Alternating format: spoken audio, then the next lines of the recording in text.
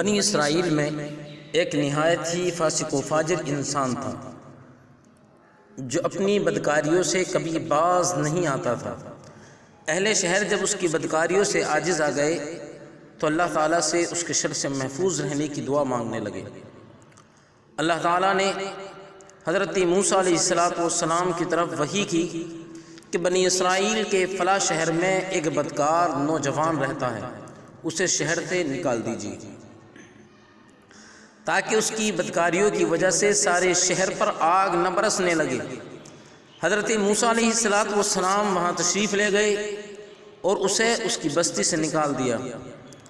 وہ قریب ہی دوسری بستی میں چلا گیا۔ پھر فرمان الہی ہوا کہ اسے اس بستی سے بھی نکال دیجیے۔ جب حضرت موسیٰ علیہ السلام نے اس کو اس بستی سے بھی نکال دیا تو اس نے ایک غار پر ٹھکانہ بنایا جہاں نہ کوئی انسان تھا، نہ ہی کسی چرند پرند کا گزر تھا۔ قرب و جوار میں نہ کہیں آبادی تھی اور نہ دور دور تک سبزے کا کوئی پتہ تھا۔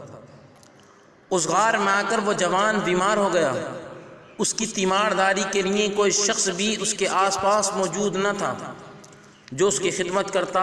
وہ ضعف و ناتوانی سے زمین پر گر پڑا اور کہنے لگا، کاش اس وقت اگر میری ماں میرے پاس موجود ہوتی تو مجھ پر شفقت کرتی اور میری اس بے کسی اور بے بسی پر روتی۔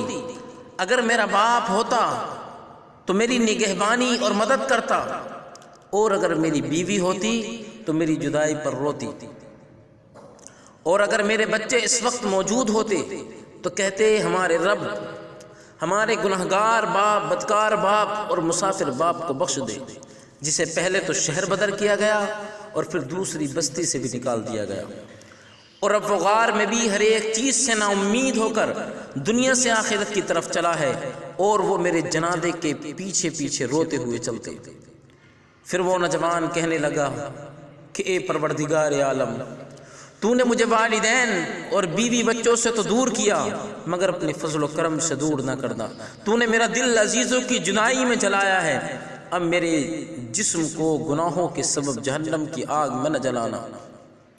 اسی دم اللہ تعالیٰ نے ایک فرشتہ اس کے باپ کی ہم شکل بنا کر، ایک حور کو اس کی ماں اور ایک حور کو اس کی بیوی کی ہم شکل بنا کر، اور غلمان جنت کو اس کے بچوں کے روپ میں بھیج دیا۔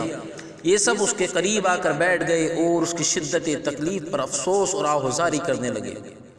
جوان انہیں دیکھ کر بہت خوش ہوا اور اسی مسرت میں اس کا انتقال ہو گیا۔ تب اللہ تعالیٰ نے حضرت موسیٰ علیہ السلام کی طرف وحی کی کہ فلاں غار کی طرف جاؤ، وہاں ہمارا ایک دوست مر گیا ہے، اس کی تکفین و تدفین کا انتظام کرو۔ حکم الہی ہوا۔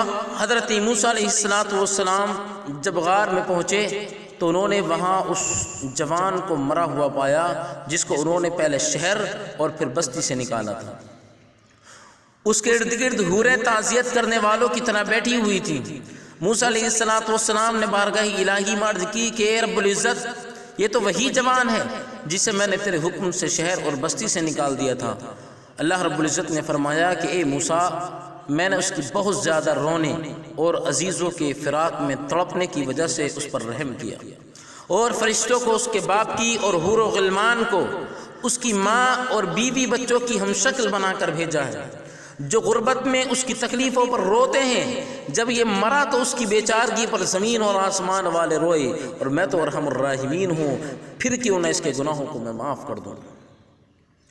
حضرت معاذ بن جبل رضی اللہ تعالیٰ عنہ سے مروی ہے کہ جب بندہ مومن کسی بیماری میں مبتلا ہو جاتا ہے تو اس کے بائیں شانے والے فرشتے سے کہا جاتا ہے کہ اس کے گناہوں کو لکھنا بند کر دو۔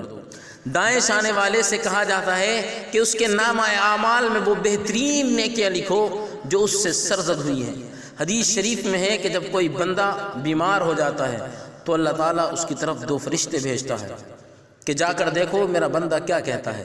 اگر بیمار الحمدللہ کہتا ہے تو فرشتے اللہ کی بارگاہ میں جا کر اس کا قول عرض کرتے ہیں، اور ارشاد الہی ہوتا ہے اگر میں نے اس بندے کو اس بیماری میں موت دے دی تو اسے جنت میں داخل کروں گا، اور اگر صحت عطا کی ہے تو اسے پہلے سے بھی بہتر پرورش کرنے والا گوشت اور خون دوں گا، اور اس کے گناہوں کو ہمیشہ ہمیشہ کے لیے معاف کر دوں گا۔ جو شخص یہ چاہتا ہے کہ وہ عذاب الہی سے چھٹ جائے، ثواب و رحمت کو پالے اور جنتی ہو جائے، اسے چاہیے کہ وہ اپنے آپ کو دنیا کی خواہشات سے روکے اور دنیا کے آلام و مسائب پر صبر کرے، کیونکہ فرمان الہی ہے واللہ یحب الصابرین، اللہ صبر کرنے والوں کو محبوب رکھتا ہے۔